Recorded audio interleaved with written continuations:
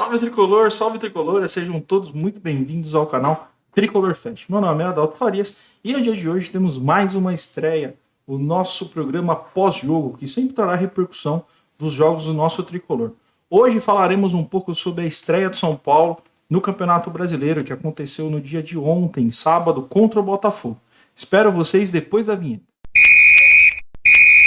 Fala Tricolor, estamos aqui com mais uma estreia do nosso canal, programa pós-jogo, que sempre trará repercussão aí sobre os jogos do nosso Tricolor. Mas antes da gente começar o programa, eu queria aqui pedir para que você que está chegando aqui no canal, se inscreva no canal, clique no sininho para receber as notificações aí a cada novo conteúdo e deixar aquele like bacana para que cada vez mais o nosso canal seja divulgado aqui no YouTube. Lembrando também que Tricolor Fest está nas principais redes sociais aí. Sigam aí Instagram, Twitter, TikTok, Kawaii, Facebook. Estamos em todas as redes aí para que o nosso conteúdo seja cada vez mais divulgado.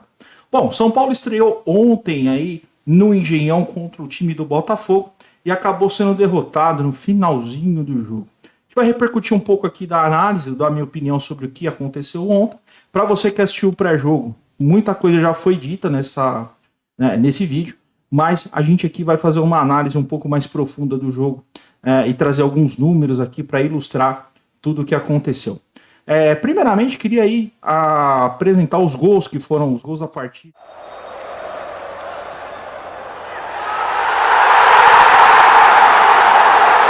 Bom, primeiramente aí o gol do Tiquinho aos 4 minutos, originado aí por uma falta besta do Nestor.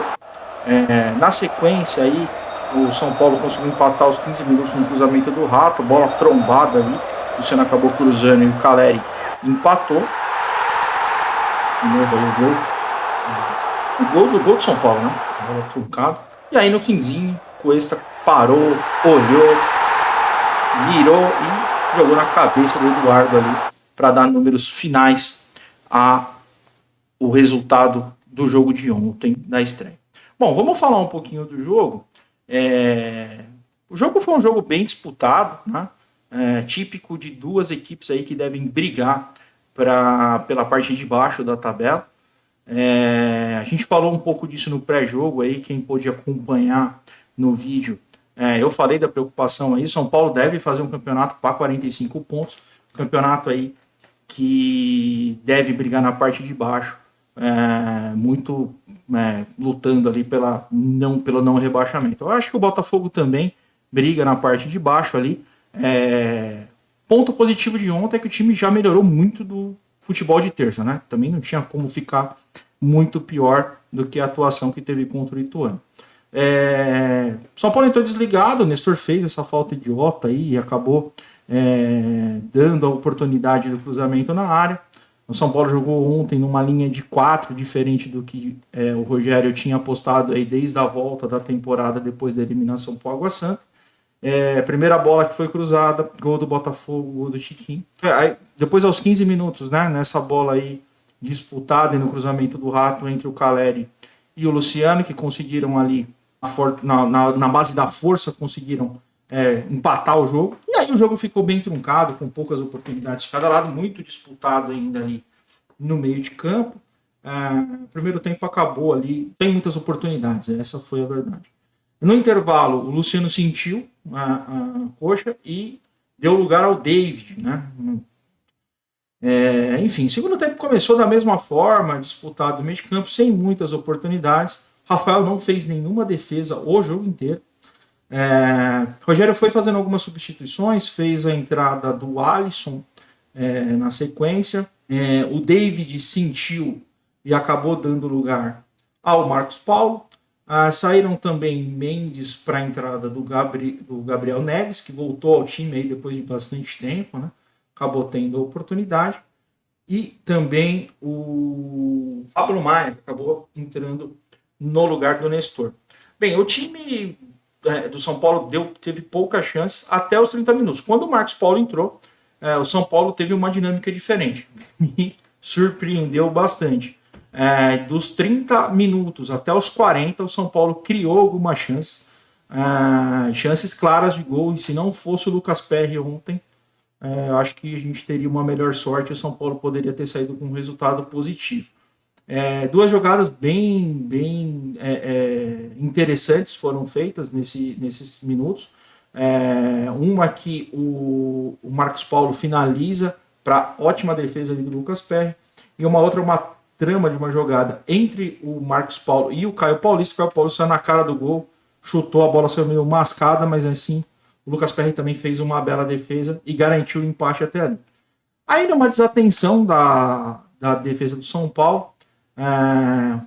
Muita gente olha só o cruzamento do Cuesta, que também foi uma falha, mas principalmente quando a origem da jogada, o Rafinha erra o tempo da bola, a bola transita de um lado para o outro, tem um cruzamento na área que é cortado pela defesa, a bola espirra e fica no pé do Cuesta, que para, olha, mira e cruza para a área. O Eduardo entra sozinho, o Franco pulou uma gilete e deu números finais ali, a vitória do Botafogo. São Paulo ainda oscila muito, né? Problemas ali defensivos. Quando joga com a linha de 4, o time tende a sofrer mais. Proporcionou ali algumas saídas erradas, mas é aquilo que eu falei no pré-jogo e venho colocando aí nas minhas análises no Instagram, para quem tem acompanhado há mais tempo. São Paulo tem muita dificuldade de criar jogo. São Paulo não tem meio de campo. São Paulo não tem nenhuma criatividade.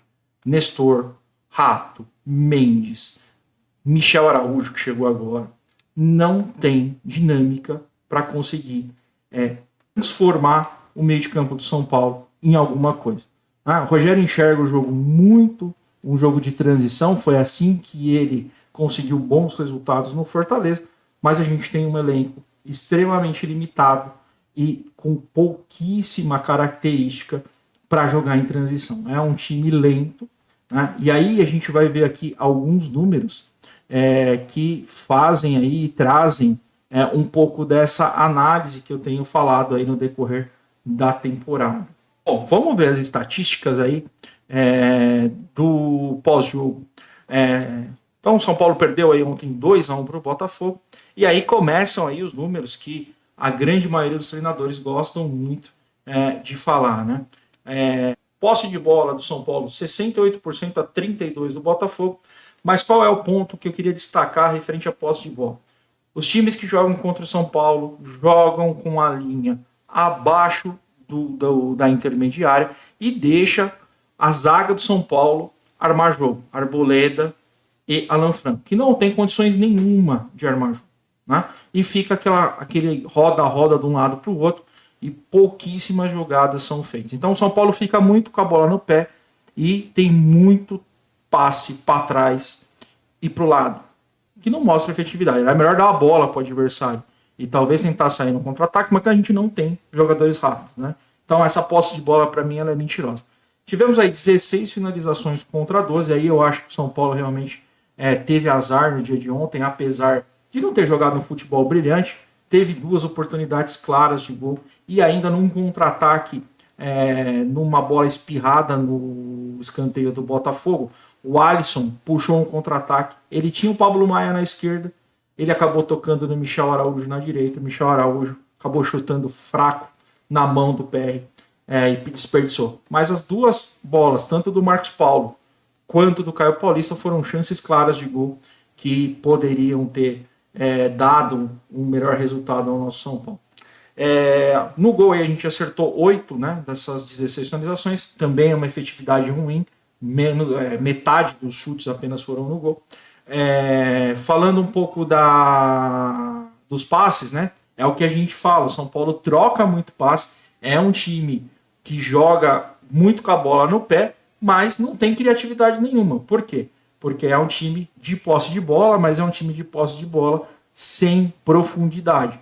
Aí você pode ver que o São Paulo trocou mais que o dobro de passes do Botafogo e com bastante precisão. 89% dos passes foram certos. Mas, de novo, né? Desses 89%, quantos dele foram efetivamente para frente para a criação do jogo? Tirando esse lapso entre 30 e 40 minutos, no qual o Marcos Paulo deu uma dinâmica diferente para o jogo, para mim o São Paulo tocou muita bola para trás e para o lado, como tem mostrado no restante da temporada.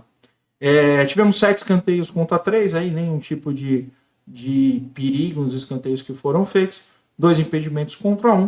Um outro ponto que eu queria destacar aqui é a quantidade de faltas. São Paulo faz pouca falta. Para mim, tem ainda uma questão de pegada do time que não está muito clara, e o Rogério não conseguiu dar esse tipo de... Apesar de ser um time muito brigador, né, tirando aí exceções dos últimos jogos, para o São Paulo em 2022 ganhou muito mais na vontade do que na técnica, porque o time é extremamente limitado, e eu não consigo ver esse São Paulo competindo se não for dessa forma. E aí o Botafogo aqui faz mais faltas, inclusive tomou até mais cartões amarelos. O cartão amarelo do São Paulo foi para o Caleri por reclamação, para o Mendes, né? Bom, enfim, Tricolor, o jogo estreia ruim, né? Mais uma vez pelo resultado. Futebol muito melhor do que da terça-feira, mas ainda a preocupação nossa, torcedor tricolor, vai se dar no decorrer do ano. Acho que a gente vai ter um ano difícil. Como eu falei no pré-jogo, prioridade total no Campeonato Brasileiro, fazer os 45 pontos. E aí a gente vê o que acontece. Copa do Brasil e Sul-Americana tem que ser coadjuvantes no ano de 2023, dado o elenco e toda essa bagunça que o São Paulo tem passado nos últimos anos, né? O campo é reflexo de tudo que tem acontecido dentro do São Paulo Futebol Clube. Falei isso no pré-jogo. Tenho muita preocupação do ano que o São Paulo vai viver, dado as características do elenco e a diretoria omissa que o São Paulo tem nesses últimos anos. É preocupante, né? Vamos ver, sábado vai ser o maior termômetro que a gente vai ter. O Morumbi tem que voltar a ser o ponto diferente do São Paulo para que a gente garanta aí esses 45 pontos. E aí o que vier, lucro, se bater Libertadores, ótimo. Se bater final, semifinal aí de campeonatos, ou da Sul-Americana ou da Copa do Brasil, vai ser muito melhor do que eu imaginava. Mas o nosso campeonato esse ano é esse. É fazer os 45 pontos, garantir a permanência na Série A e ajeitar a casa e tentar melhorar esse time para 2024. Bom, vamos às notas aí dos jogadores. Queria pôr na tela aí para a gente falar um pouquinho. Bom, vamos às notas do FET aqui. Pergunte um pouquinho aí da atuação dos jogadores do São Paulo. Bom, Rafael aí, nota 6. Mas Rafael não comprometeu ontem aí nos gols que foram tomados. As bolas que foram no gol foram seguras. O Rafael vem fazendo uma boa temporada, aí, uma temporada regular. Eu acho que tirando o jogo contra o Corinthians, que foi o único jogo ali que eu acho que ele poderia ter melhor intervido ali nos cruzamentos, nos gols do Adson, eu não vejo aí nenhum tipo de falha dele durante o ano. Acho que vem fazendo uma boa temporada. Rafinha muito perdido ainda, vem voltando de contusão, mas fato que melhora significativamente a lateral do São Paulo. Mas ontem ainda de novo, né, o comentário aí sobre o gol do Botafogo, eu acho que tem um pouco da falha dele na falha do tempo de bola na origem da jogada, e depois tanto ele quanto o Michel Araújo, que estava fazendo ali um pouco da ala direita, e não deram combate no Cuesta, acabou resultando no gol que deu a vitória ao Botafogo. Alan Franco, nota 4, péssimo zagueiro, é o pior zagueiro que o São Paulo tem no elenco. Felizmente a gente teve as contusões aí do Beraldo. Nem vou falar do Ferrares, que o Ferrares para mim já não faz mais parte do elenco. E aí nós vamos ter que ir com o Alan Franco. O Alan Franco, ele tem muitos problemas. Muito problema com o pé, problema em bolas no alto, que era uma coisa que eu pensei que ele pelo menos ia se sobressair, mas a gente vai ter muita dificuldade com o Alan Franco. Eu acho que esse é um ponto fraco do time do São Paulo. Arboleda ontem acho que foi melhor que terça. Terça ele estava muito disperso do jogo, errou muita bola besta, estava errando não só os passes, mas também o tempo de bola. Ontem, apesar de ainda ter alguns erros, foi eu acho que ele teve um bom desempenho, até porque ele tem que correr por dois, né? Porque se ele deixar o Alan Franco, a gente tem bastante problema. O Caio, nota 5 aí para ele, mas eu achei o Caio até que teve um bom jogo. Apoiou bastante, mas ele é limitado. O Caio Paulista, infelizmente, ele não é um jogador para vestir a camisa do São Paulo. Esse é um ponto para mim de bastante crítica ao Rogério. O Patrick Lanza é um lateral seleção de base aí desde o sub-13. Um monte de time da Europa atrás do moleque e ele não tem oportunidade. Eu concordo que entrou contra o Fluminense naquele jogo no Brasileiro e a gente teve problemas. Ele sentiu o peso da camisa e o estádio que estava cheio naquele jogo, mas a gente tem que dar oportunidade. Para ter o Caio Paulista ou para ter alguém improvisado, eu acho que a gente poderia testar ele aí, e principalmente o Campeonato Paulista, que ele acabou não tendo oportunidade, apesar de ele estar disputando o Sul-Americano pela seleção brasileira, eu acho que deveria ter mais oportunidades aí, e esse é um ponto de atenção para gente. O Mendes, eu acho o Mendes, cara, o Mendes é um bom jogador, eu até brinquei aí com algumas pessoas que a gente resenha aí sobre futebol. Eu acho o Mendes ou o Michael equatoriano, o Michael que jogou no São Paulo, depois foi pro Grêmio, tem ali um toque refinado de bola e tal, mas o São Paulo não conseguiu ainda se desempenhar um bom futebol no São Paulo. Michel Araújo também, com as suas limitações, para mim, não acho que ele fará aí a diferença dentro desse elenco. Tem ganhado bastante minutagem aí com o Rogério, e aí para mim fica um pouco do ponto aí que a gente precisa analisar que o trabalho do Rogério, né? O Marcos Paulo ontem me passou uma boa impressão. Eu acho que precisa ser repensado. Nestor, acho que 95 ou 98% da torcida acho que já está de saco cheio do Nestor no time, ele precisa sentar no banco.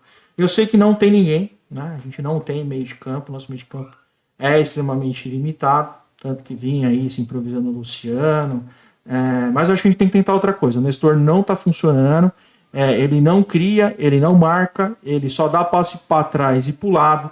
Ele é o grande reflexo do São Paulo. Para mim, esse é o grande problema. Enquanto nós não tivermos um articulador de jogadas, o São Paulo não vai conseguir ser competitivo, principalmente contra os grandes times hoje que tem no Brasil. O Wellington Rato, o Rato sempre ali tem um fato da bola parada, né?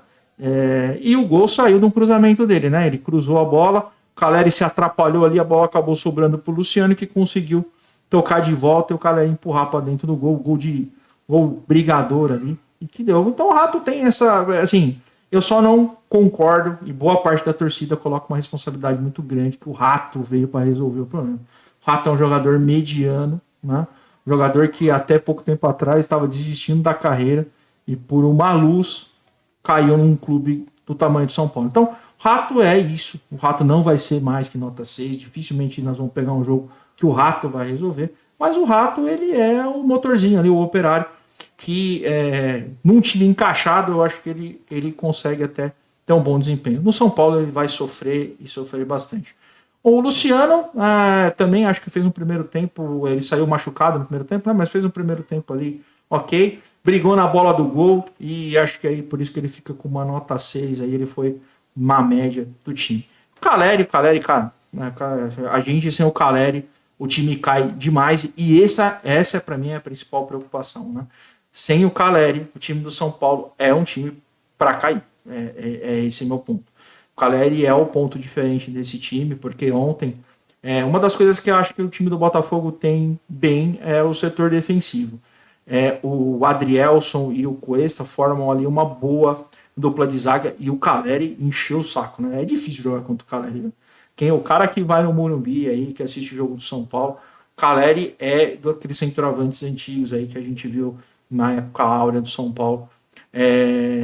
Que briga, Luiz Fabiano e Luizão acho que são os principais exemplos. Não estou falando que o Caleri nem é o Luiz Fabiano, nem é o Luizão, mas tem esse estilo brigador que enche o saco do zagueiro, dá tapa na cara, briga, e esse cara é o cara que a gente precisa. Se a gente tivesse 3 Caleres, eu tenho certeza que a gente teria um outro perfil de time, né? O Caleri para mim aí foi o melhor jogador do São Paulo ontem, fica aí com nota 7, fez gol, tá voltando de contusão, e aí eu acho que queria esse é um ponto também que dói na alma, né? Eu falei um pouco no pré-jogo. Como é que pode sair uma notícia de que o Caleri ia operar, ia ficar 6 meses fora, e aí essa preocupação ela potencializa muito, e aí o Caleri, com um tratamento alternativo, que trouxe alguns profissionais de fora, consegue voltar a jogar em um mês. É um absurdo isso.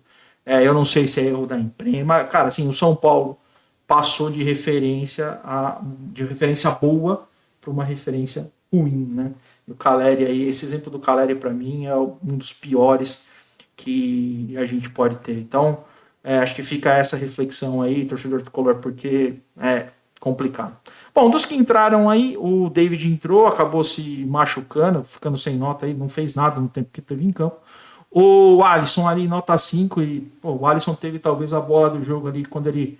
Pablo Maia estava aberto na esquerda, eu não sei se seria gol, mas a tomada de decisão é ruim e eu acho que o São Paulo tem sentido uma pressão muito grande nos jogos por conta dessa fase aí que está complicada, né? Pablo Maia também entrou ali, fez uma nota 5, não jogou muito tempo, mas conseguiu ali de alguma forma dar uma dinâmica diferente. Eu acho que o Pablo Maia, inclusive, merece a titularidade e o Mendes tem que sentar no banco nesse momento, porque pelo menos o Pablo Maia tem um ponto positivo, né? Ele tem o arremate de fora da área. Enquanto o Luan fica nessa putaria aí, se ele resolve, se ele vai renovar, se não vai, parece que renovou, né? Eu vi aí alguns portais ontem colocando, acho que o André Hernan também soltou uma nota aí falando da renovação. Bom, se renovou, porra, vamos colocar a cabeça no lugar, mas eu acho que o Rogério fez certo, inclusive, em afastá-lo ali para essa tomada de decisão. E aí ele tomou uma trauletada na cara do Abel, né?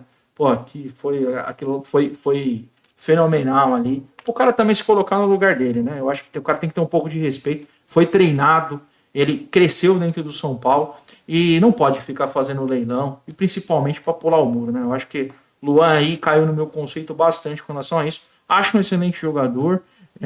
Tenho também meus pontos aí com o Rogério. O Rogério tem situações que ele precisa melhorar, principalmente na gestão de elenco e no jeito de ver futebol, né? A gente tem alguns casos aí, né? Eu sei que também o Benítez passou aí na mão de outros treinadores e ele não conseguiu ficar, mas tem essa questão do correr 14 km por jogo. Cara, eu acho que o jogador tem que entregar resultado, né? E o Luan fez um bom campeonato paulista quando o São Paulo foi campeão em cima do Palmeiras, ele e o Pablo Maia vinha voando e de repente tudo bem, ele teve a contusão e aí voltou, e aí começou essa historinha que ele estava acima do peso. Ele tem uma estrutura mais forte, é um jogador de desarme, né? Não é um jogador criativo, e eu acho que cabe no meio de campo. Agora é um pouco do que o Rogério tem que começar a tratar, principalmente olhando para o elenco que ele tem, né? Eu acho que essa é uma condição que o Rogério precisa melhorar. O Gabriel Neves entrou pouco tempo, mas a partir do momento que ele entrou, eu entendi que o São Paulo deveria ter segurado o resultado e aconteceu totalmente ao contrário. Deu espaço, de novo, né? Deixaram o Cuesta cruzar a bola e ele parou, olhou. Eu acho essa bola do Cuesta muito parecida com a bola do Renato Augusto no primeiro gol do Corinthians no Campeonato Paulista. Ele para, e pior, né? Porque assim, o Cuesta ainda a gente tem ele tem uma certa limitação para armar jogo. O Renato Augusto, todo mundo sabe da qualidade do Renato Augusto. Aí o cara para, olha, pensa. Ele viu o Fagner passando sozinho na lateral, enfiou a bola no facão no Fagner cruzou para trás, gol do Adson. Essa é a mesma coisa, dá a liberdade do cara cruzar, sem ninguém combater, o time não faz falta, Rafinha erra tempo de bola. São essas coisas que, para mim, fazem a preocupação ser potencializada por conta do resto do campeonato.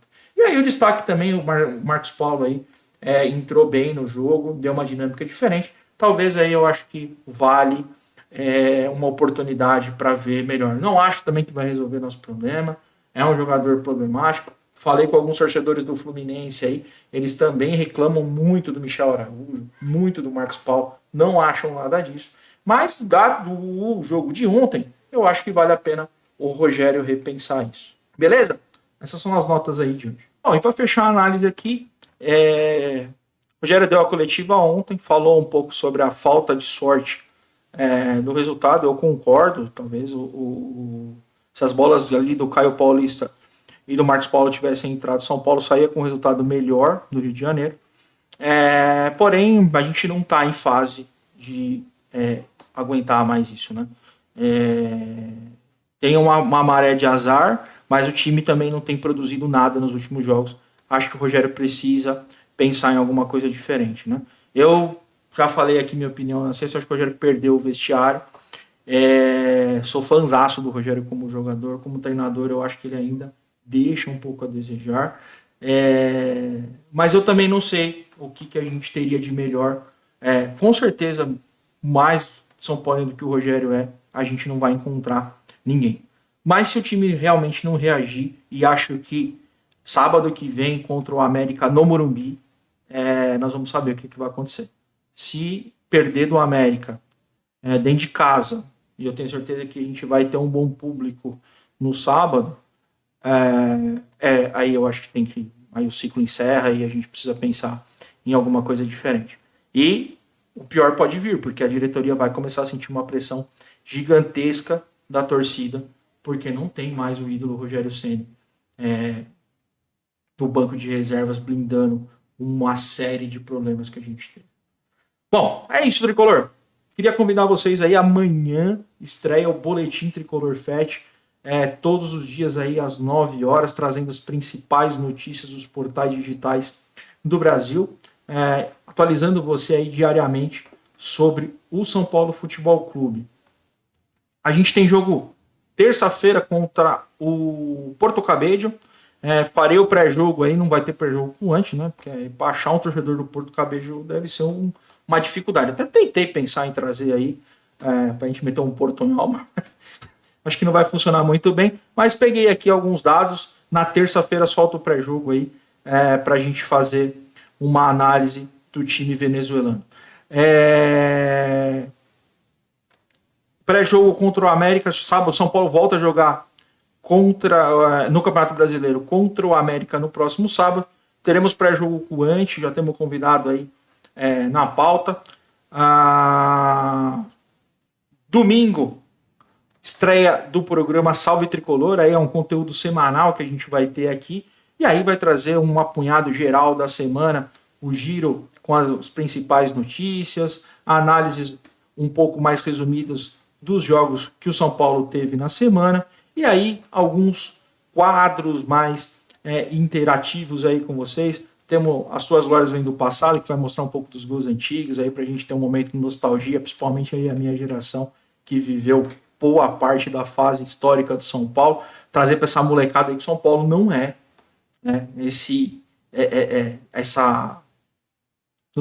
não é dessa forma que é colocado hoje. São Paulo foi exemplo de muita coisa aí e é um time extremamente vitorioso, né? Tá aí atrás aí, vocês. Quantidade de títulos que a gente tem e a história, ela é gloriosa. E tem muita coisa para contar aí. A gente vai trazer nesse quadro. Além disso, a gente tem também o FET com você. O FET com você é um pouco para trazer a interação. Você que é tricolor, que vai acompanhar a gente aqui e quiser vir aqui contar um pouquinho da sua história, me procure em direct no Instagram, Twitter, Facebook, Kawaii, TikTok, aonde você estiver e você quiser vir aqui compartilhar comigo a sua história, a gente vai ter um programa aí para falar com você.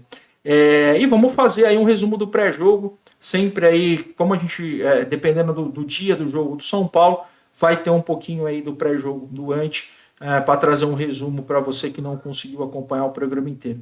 Fechado? Se chegou até aqui, não esquece de deixar aquele like bacana lá para ajudar o gordinho. Estamos aqui amanhã às 9h, não deixe de assistir. Divulguem aí grupos de WhatsApp, Telegram, dando sinal de fumaça para os caras aí, para chegar cada vez mais gente. Fechado? Beijo do gordo, tamo aí amanhã. Salve Tricolor, porque São Paulo é sentimento que jamais acabará.